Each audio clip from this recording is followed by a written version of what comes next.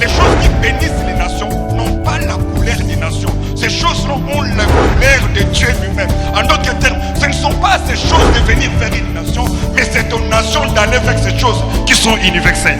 Ma prière est que toi tu sois compté parmi ces gens-là. Que tu deviennes l'incarnation de la volonté de Dieu dans ta génération. Que tu deviennes celui par qui le peuple va voir la lumière venir. Et qu'à cause de toi que les gens ne pleurent plus. Si c'est à toi que je parle, donne-moi 3 fois un amen. En 2006, il y a eu élection. On a eu 2 grands pasteurs pour qui j'ai beaucoup de respect et d'admiration qui ont été élus députés nationaux.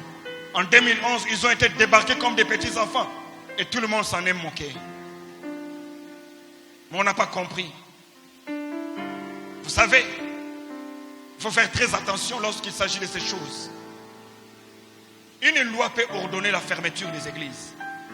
À une époque ici, il y a eu un ministre de la justice, mon père est là, il le sait, qui a ordonné la fermeture des églises. Lorsque un roi ferme les églises, quand il avance des raisons, il ne pêche pas devant Dieu. Oui. Il exerce le pouvoir qu'il a reçu de Dieu. Voilà pourquoi quand Esther va voir le roi, il ne dit pas au roi, roi, Aman pêche. Elle gagne le cœur du roi, afin d'amener le roi à revenir sur un décret qui a déjà été signé. La Bible dit, priez pour les magistrats quand eux aussi sont serviteurs de Dieu. Si vous ne voulez pas prier pour eux, ils prendront des mesures contre vous. Et quand ils prennent des mesures contre vous, ils n'auront pas de remords dans leur cœur. Parce qu'ils croient appliquer les lois. Ils croient appliquer les règles. Alléluia. Alléluia. Quelqu'un dit très fort amen. Quelqu'un dit très fort amen. Le fait que Pilate et Hérode aient crucifié Jésus pour eux, ce n'était pas un péché. Ils ont fait ce qui était faisable. À la Pâque, il fallait délivrer quelqu'un. Il fallait condamner un brigand. Dieu ne va pas envoyer Pilate parce qu'il a crucifié Jésus en enfer. Il croit avoir fait ce qui était faisable. Il croit avoir fait ce qui était bon, selon la règle. Les jours, on décide que les églises ne prieront qu'une seule fois la semaine. Ça nous fera mal. Mais Dieu n'est pas obligé d'envoyer celui-là en enfer. C'est ici que l'église doit réfléchir. C'est église ici que l'église doit voir loin. La plupart des nations où on ne cite plus le nom de Dieu, Dieu a été cité dans ces nations-là. Dieu a été cité dans ces nations. Je suivais une fois Madame Angela Merkel, Marine Le Pen, dire la faiblesse de la France aujourd'hui, c'est aussi parce que nous avons abandonné nos traditions. On lui pose la question, quelle tradition? Il dit, c'est tradition judéo-chrétienne. Il y a eu un moment où nous étions défenseurs. Il y a eu un moment où nous avons bénéficié des bonnes choses qui découlaient de l'évangile. Mais aujourd'hui que nous avons abandonné, nous sommes en train de subir. C'est là. Alléluia. Alléluia. La justice élève une nation. La Bible dit, quand les justes se multiplient, le peuple est dans la joie. Proverbe 29, verset 2. Quand les justes se multiplient, le peuple est dans la joie. Mais j'aime la version King James. Il dit, quand le juste prend l'autorité, c'est-à-dire la multiplication n'est pas par rapport au nombre. Parce qu'en termes de nombre, les justes, nous sommes au Congo, plus de 30 millions de ceux qui se disent justes. Mais la joie du peuple ne vient pas parce que les justes se multiplient en nombre, mais c'est parce que les justes se multiplient en position. Le nombre de juifs en Israël n'a pas empêché à Aman de faire signer une loi. Ça ne l'a pas empêché. Les juifs étaient nombreux, mais il a quand même signé. Qu'est-ce qui a fait que la loi qui a été signée soit abolie? C'est parce que parmi les juifs, il y avait une qui occupait une. Il ne suffit pas d'être. Il y a des positions qu'il faut avoir. Je suis en train de prier Dieu, que les enfants de Dieu dans cette nation, j'ai pris que Dieu élève des filles et des fils de Dieu. J'ai pris que Dieu élève des fils et des filles de Dieu. Je suis en train de voir dans les années à venir, dans un gouvernement de 48 membres, on aura 32 qui sont chrétiens et qui sont tous baptisés du Saint-Esprit. Si tu le crois, donne-moi un amen. Je parle comme un prophète. Je dis, je parle comme un prophète. Je dis, je parle comme un prophète. Je déclare sur toi que tu n'as pas été à l'école pour terminer dans les boutiques des Libanais. Tu n'as pas été à l'école pour terminer dans les magasins des Indiens. Tu as été à l'école pour occuper des postes stratégiques. Si tu le crois, dis 3 fois, je les reçois.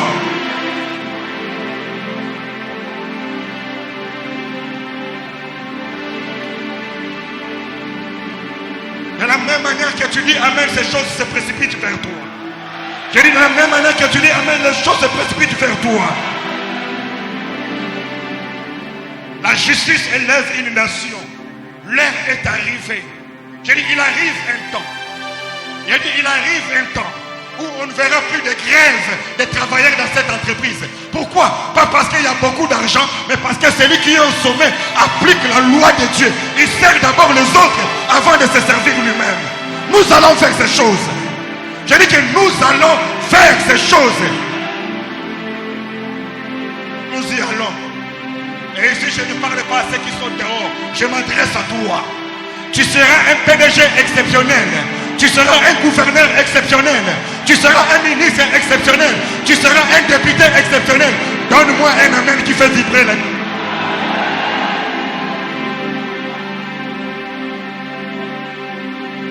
Israël allait mourir si Esther n'était pas là.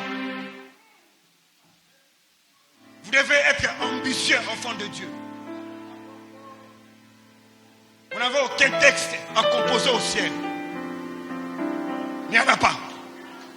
Il n'y a aucun document à analyser au ciel. Toutes les capacités intellectuelles que vous avez, c'est pour ici. Je dis que c'est pour ici.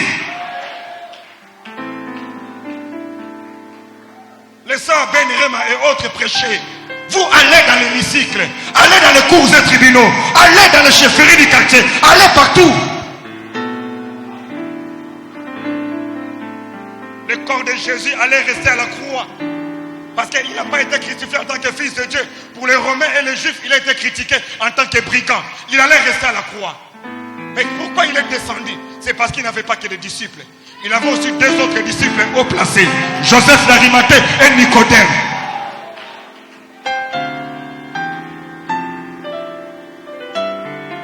Dieu m'a oint pour dire certaines choses. Je dis que Dieu m'a oint pour dire certaines choses dans cette nation.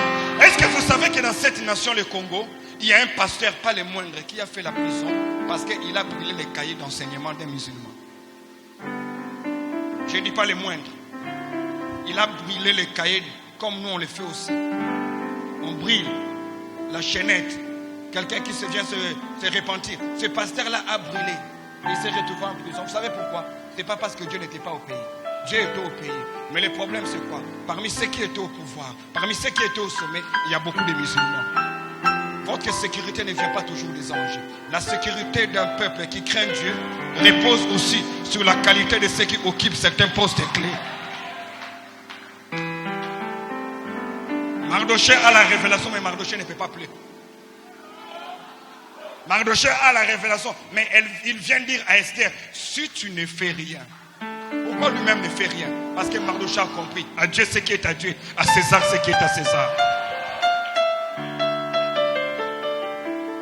Frère, que personne ne te dise que tu dois arrêter tes études parce que tu es appelé au ministère. Il y a déjà trop de prédicateurs. On a maintenant besoin de magistrats. On a maintenant besoin de procureurs. On a besoin... Oh mon Dieu, mon Dieu, mon Dieu. Suis-je en train de parler à quelqu'un ce soir? Si c'est à toi que je parle, peux-tu me donner un amen puissant? La justice élève une nation. Faites très attention. Les pharisiens, les Sanhédrins ont réussi à attraper Jésus et à le crucifier. Parce que là au sommet, il n'y a eu personne. Pourquoi Pilate a lavé ses mains? Pilate n'a pas lavé ses mains parce qu'il s'est converti. Pilate a lavé ses mains parce que sa femme a fait un mauvais rêve. Et sa femme a dit à Pilate, Tika makamatato. Le problème c'est quoi? Il ne faut pas seulement prier Dieu. Il faut aussi avoir des gens. Il faut seulement avoir des gens. Il faut aussi avoir des gens. Quelqu'un dit Amen. Dis avec moi la justice. La justice est un fondement. La justice dont je parle ici va au-delà du système judiciaire. Parce que nous savons voir que nos cours et tribunaux ne fonctionnent pas bien. Mais nous ne savons pas voir l'injustice dont nous sommes nous-mêmes auteurs et que nous encourageons. Nous savons que quand un roulage t'arrête, quand est-ce qu'on est inquiet? On est inquiet quand on n'a rien.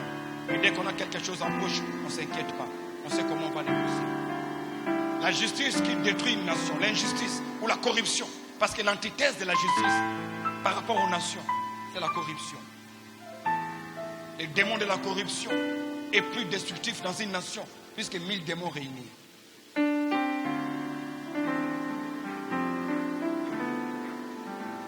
Alléluia. Alléluia. Des siècles avant Jésus, les Chinois ont tellement été victimes des attaques du peuple qui habitait le nord de la Chine. Les Chinois ont décidé, ils disent trop c'est trop. On ne peut pas continuer à être dominé, à être pillé tout le temps comme ça. Ils ont décidé de construire ce qu'on appelle aujourd'hui la muraille de la Chine. La grande muraille. Ils ont dit on va construire cette muraille, comme ça l'ennemi ne va plus attaquer. Il ne va plus entrer pour piller, pasteur. Après avoir fini la construction, ils se sont rendus compte qu'en moins de 3 ans, ils ont été visités 7 fois par les mêmes envahisseurs. Mais cette fois-là, ils n'ont jamais grimpé la muraille. Ils se posent la question, nous avons dépensé beaucoup d'argent pour construire la muraille. Qu'est-ce qui fait que les envahisseurs sont quand même venus et à cette reprise, ils nous ont pillés?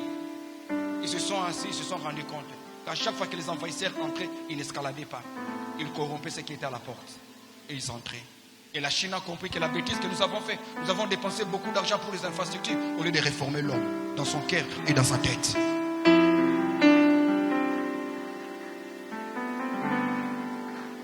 Il n'y a pas de justice ici, il n'y a pas un sens d'intégrité. C'est facile de pointer le doigt aux politiciens, c'est facile de pointer le doigt aux magistrats. On ne se pose pas la question. Quand l'enfant dit que maman va publier les résultats et les préfets a demandé, on ne pose jamais la question. C'est pourquoi cet argent? Parce que tous, nous condamnons la justice. L'injustice, lorsqu'elle ne nous affecte pas. Mais lorsque nous en sommes les bénéficiaires, nous les faisons. Et la justice dont parle la Bible n'est pas le cours et tribunaux. C'est plus vaste que les cours et tribunaux. Alléluia. Il y a un empereur en Chine qui devait mourir. Et malheureusement pour cet empereur, il n'avait pas d'enfant. Il n'avait pas de bébé. Il était le dernier survivant de sa famille. Et il devait mourir, il devait léguer le pouvoir à quelqu'un d'autre. Il a donc convoqué tous les jeunes gens de l'Empire. Il leur a donné chacun une graine. Il dit, allez avec cette graine, plantez-la. Et quand vous allez voir que la graine, après un temps, vous allez revenir pour voir le résultat. Chacun est parti avec la graine. Et tous les jeunes gens du village, parce que tout le monde voulait être à la place de l'empereur, chaque matin, chacun voyait comment est-ce que sa graine était en train de grandir. Elle est devenue une plante et elle grandissait. Et le jour J est arrivé, le roi a demandé qu'on amène tous les jeunes gens avec leurs graines pour voir ce que la graine est devenue. Tous sont venus avec des plantes. Il y a même de ceux qui étaient venus avec des pots de fleurs tellement énormes, on dirait un arbre, parce que la graine avait tellement poussé. Il y avait un jeune homme qui était parmi eux, Ching Shang Shu. Il était là parmi eux, et ce jeune homme, lui, était derrière, parce qu'il avait mis sa graine dans un pot, et cette graine n'avait pas poussé. Il a dit à sa maman, je ne peux pas partir. Sa maman a dit, si tu ne pars pas, tu sais que le roi va te punir. Il faut aller. Même si ça n'a pas marché, vas-y quand même. Le roi a demandé, quiconque a amené sa graine. Tout le monde s'est moqué de ce jeune homme parce que sa graine n'avait pas poussé. Et tout le monde venait avec sa graine. Le roi observait, c'est que les graines étaient devenues des plantes. 1 mètre, 2 mètres. Waouh, c'est extraordinaire. Ça, c'est qu'une bonne chose. Et il dit, le jeune homme qui est là-bas, pourquoi tu te caches? Et tout le monde s'est moqué de lui. Il y a ma l'église en famille. Il faut à la famille, il y a le roi dit, viens quand même. Quand il arrive devant, le roi lui pose la question. Montre-moi ta graine. Il montre la graine à l'état où il avait reçu. Le roi lui fait passer. Il dit, voici votre futur empereur. Tout le monde se regarde et dit, comment on va donner l'empire à quelqu'un qui a échoué là où tout le monde a réussi? Le roi dit, parce que toutes les graines qu'on vous avait données étaient bouillies. On avait d'abord bouilli ces graines avant de vous les donner. Donc vous tous, vous avez menti. Parce que je sais que pour diriger un empire comme celui-ci, il ne faut pas avoir des muscles. Il ne faut pas seulement avoir un cerveau, mais il faut avoir un cœur intègre. Et l'intégrité, c'est la droiture.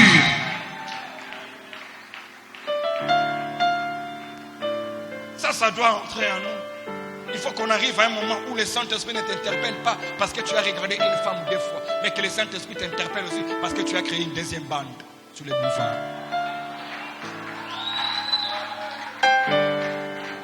Ce sont les choses qui font la force des nations auxquelles on veut se ressembler.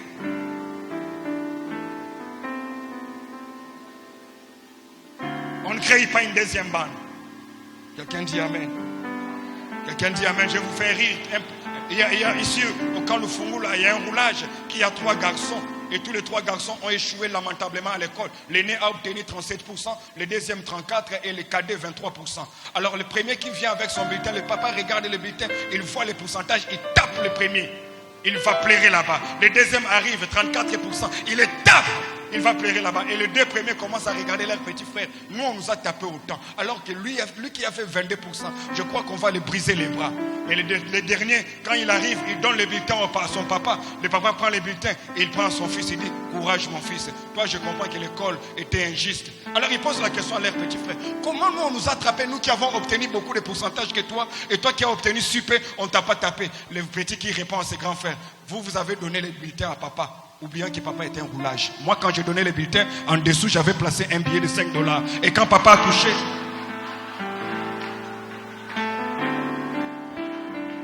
la justice qui élève une nation n'est pas la justice des magistrats seulement. Ce n'est pas la justice des cours et tribunaux seulement. C'est aussi la justice de ces travailleurs qui travaillent chez toi, qui attendent son salaire. Et tu ne veux pas les payer juste parce que toi, tu as l'argent. C'est aussi ça l'injustice.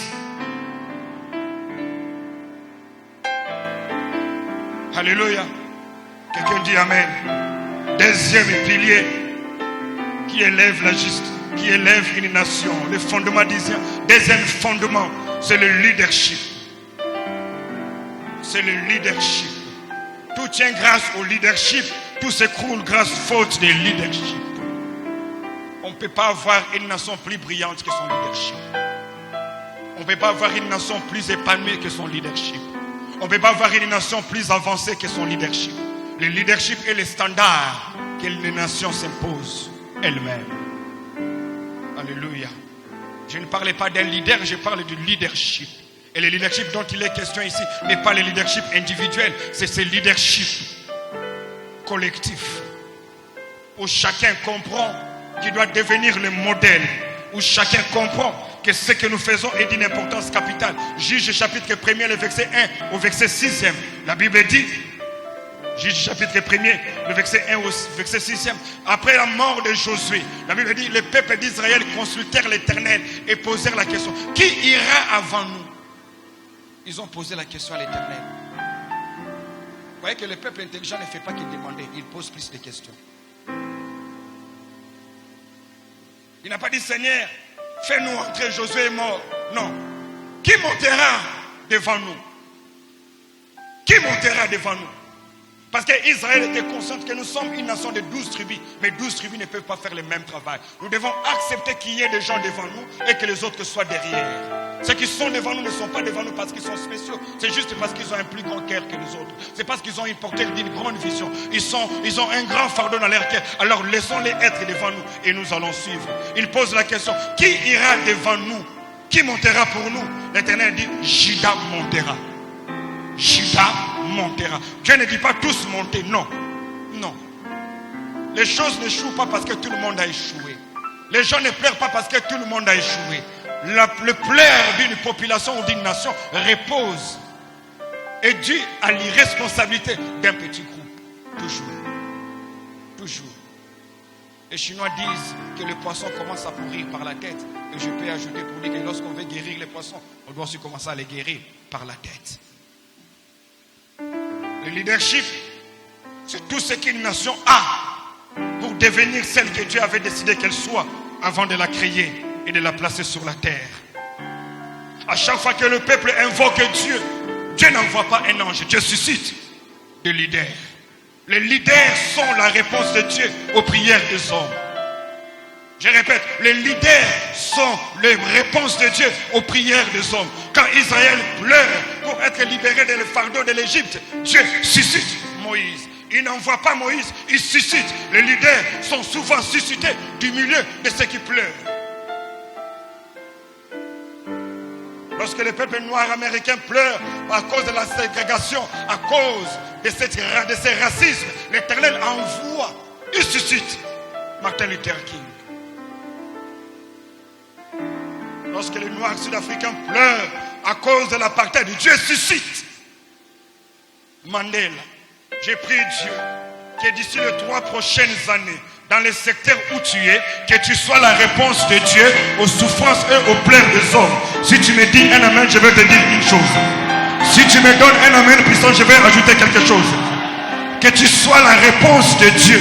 La Bible dit, si mon peuple sur qui est invoqué mon nom s'humilie, se détourne de ses voies. Il dit, je guérirai son pays. La guérison que Dieu apporte à une nation, c'est le leadership. Le remède à la maladie d'une nation, c'est le leadership. Vous ne pouvez pas aller plus loin que votre leadership. Vous ne pouvez pas vivre mieux que votre leadership.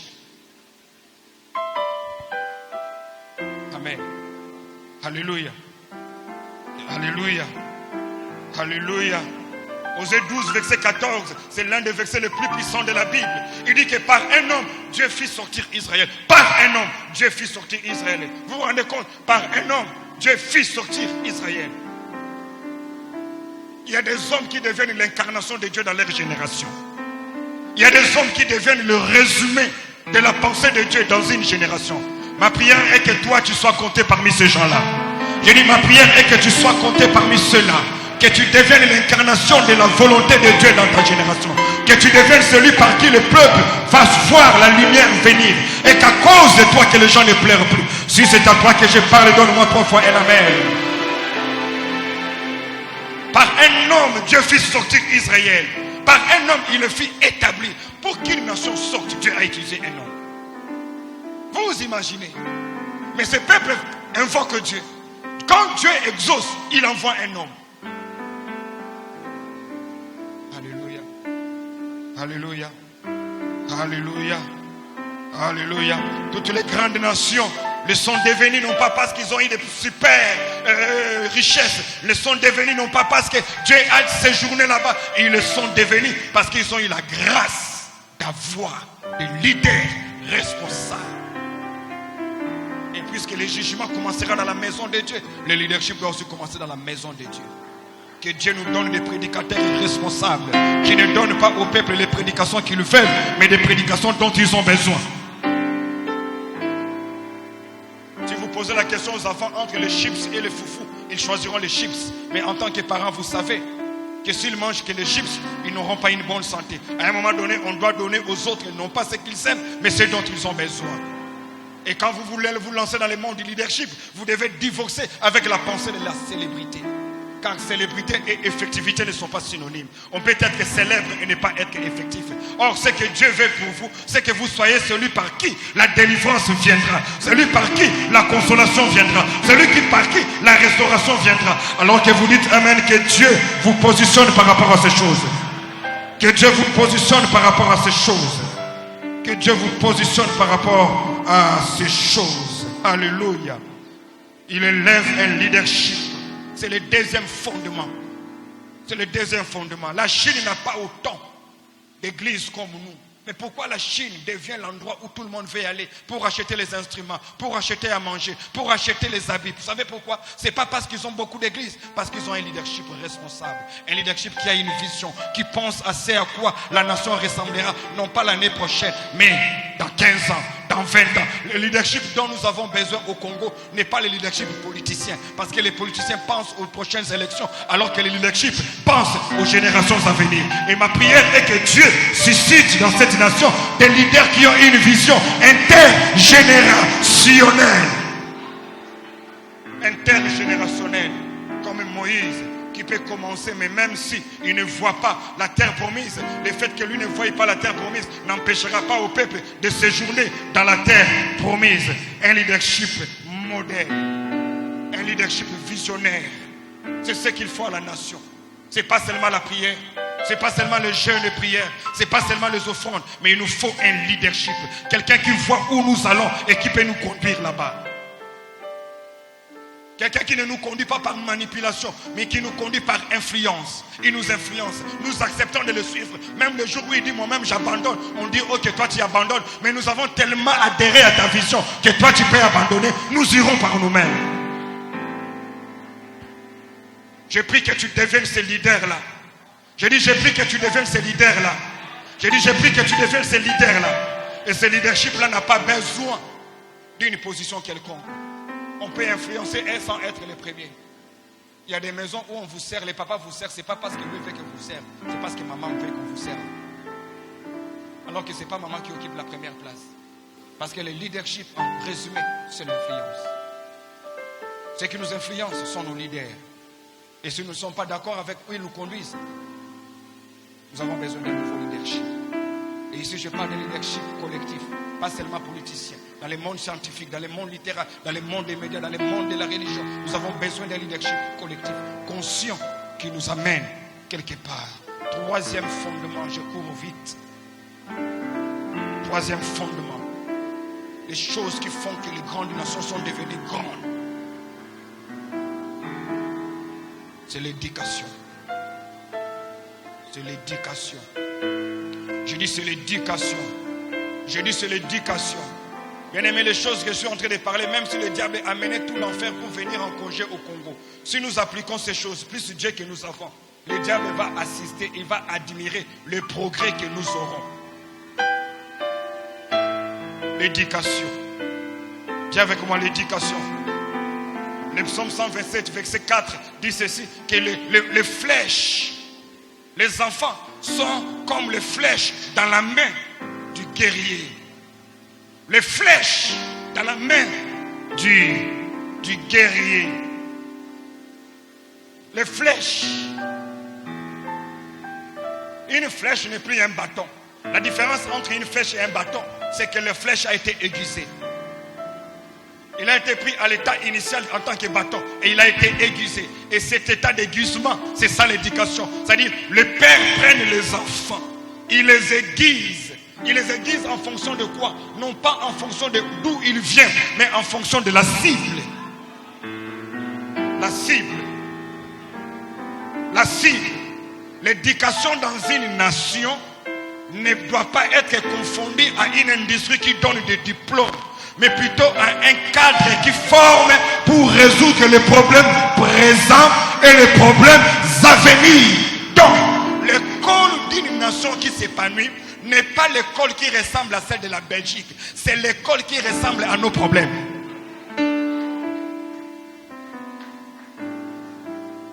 John Harvard, un pasteur en 1636, fondateur de la plus grande université aujourd'hui, Harvard University, ce prédicateur qui a été à la tête de la plus puissante université au monde, la plus prestigieuse université. Les grandes entreprises envoient les offres d'emploi aux étudiants qui n'ont pas encore fini. Et cette université est une œuvre d'un pasteur. Écoutez ce qu'il disait déjà en 1636. Il dit, j'ai compris aujourd'hui que la meilleure prophétie d'une nation, c'est la qualité de ses écoles. Donc même si le prophète s'est taisé, mais si nous avons un système éducatif adéquat, consistant, visionnaire, frère, dans les 20 prochaines années, le Congo sera plus avancé que beaucoup d'autres nations du monde. L'éducation. L'éducation. Quand les écoles se multiplient,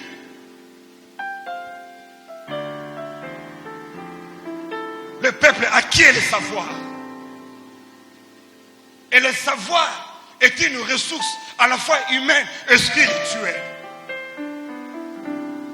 L'une des raisons que Dieu a fait que Moïse soit le libérateur d'Israël, c'est aussi parce que Moïse, né d'un esclave, ne pouvait pas être libérateur des esclaves en ayant un même niveau de pensée et de réflexion que les esclaves. Dieu n'a pas amené Moïse dans le palais de Pharaon pour manger les beefsteaks et les jambons. Dieu a amené Moïse dans le palais de Pharaon afin que Moïse bénéficie de quelque chose que les esclaves n'ont pas. L'école. L'école.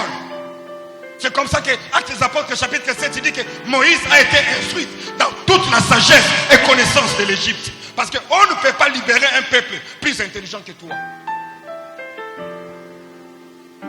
L'école.